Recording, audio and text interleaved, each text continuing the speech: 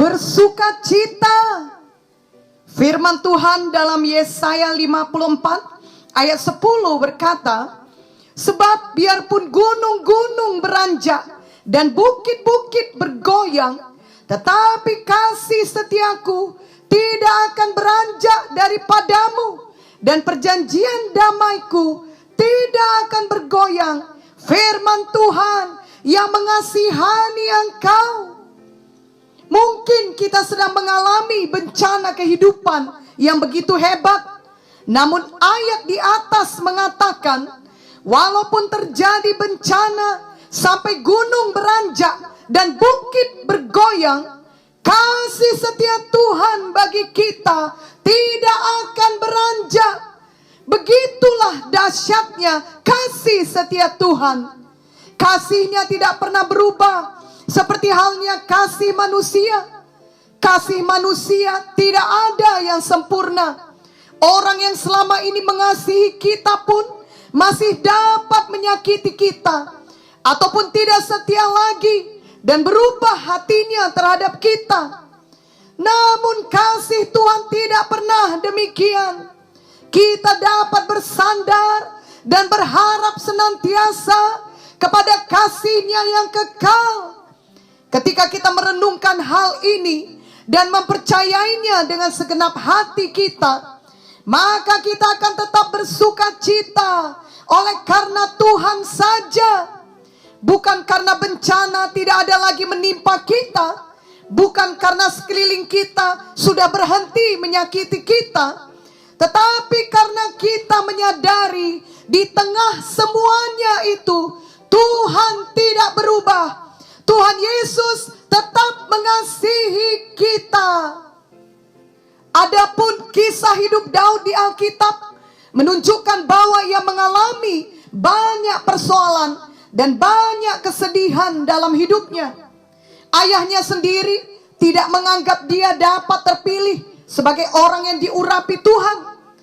Nabi Samuel juga awalnya lebih memilih saudara-saudara Daud dibanding dirinya.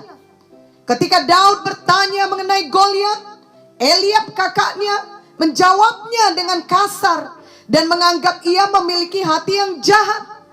Kemudian ketika Daud sudah berhasil membunuh Goliat, Raja Saul justru iri hati kepadanya dan memburu dia terus-menerus karena hendak membunuh dia. Ketika Daud sudah menjadi raja dan berusia lanjut, ia masih memiliki banyak persoalan. Anak-anaknya sendiri berkhianat dan melawan dia. Namun di tengah semuanya itu, Daud selalu mendekat kepada Tuhan.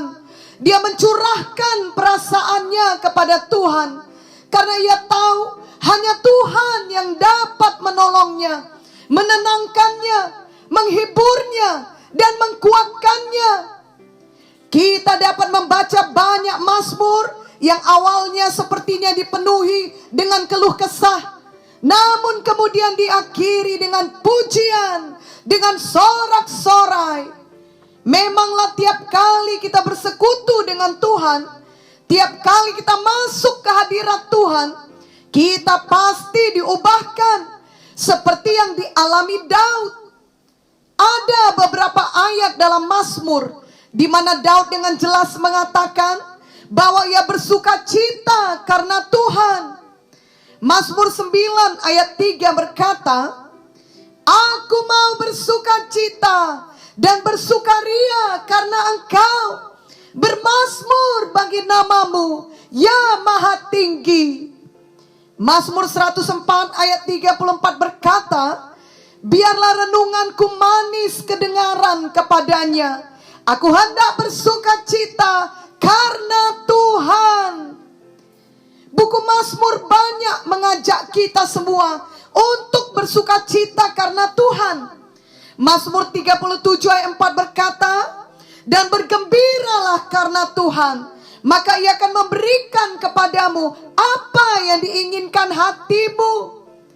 Mazmur 40 ayat 17 berkata, biarlah bergembira dan bersuka cita karena Engkau, semua orang yang mencari Engkau. Biarlah mereka yang mencintai keselamatan daripadamu tetap berkata, Tuhan itu besar. Mazmur 64 ayat 11 berkata, orang benar akan bersuka cita karena Tuhan dan berlindung padanya. Semua orang yang jujur akan bermegah.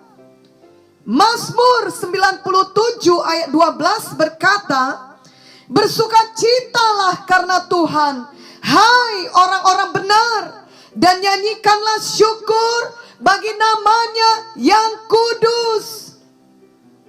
Marilah kita memohon pertolongan Roh Kudus, sehingga firman ini selalu hidup dalam hati kita. Selalu kita ingat, dan dengan demikian kita dimampukan untuk bersuka cita setiap hari karena Tuhan. Walau situasi kita belum berubah, kita tetap bersuka cita. Kita tahu bahwa Tuhan yang memegang kendali, dan situasi itu akan berubah pada waktunya Tuhan.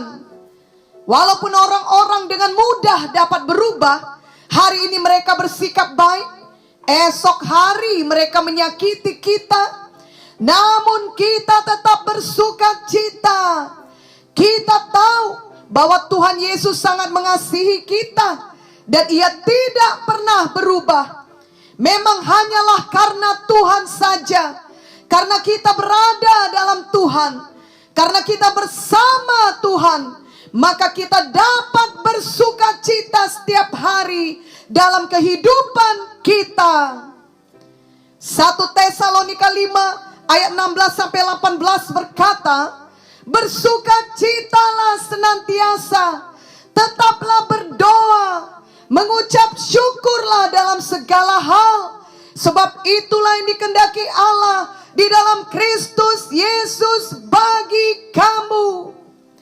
Roma 12 ayat 12 berkata, bersukacitalah dalam pengharapan, sabarlah dalam kesesakan, dan bertekunlah dalam doa.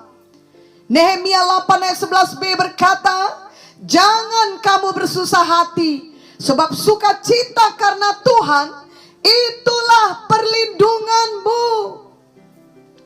Tentulah kita tidak langsung sempurna dalam hal bersukacita ini, namun biarlah kita terus bertumbuh setiap hari.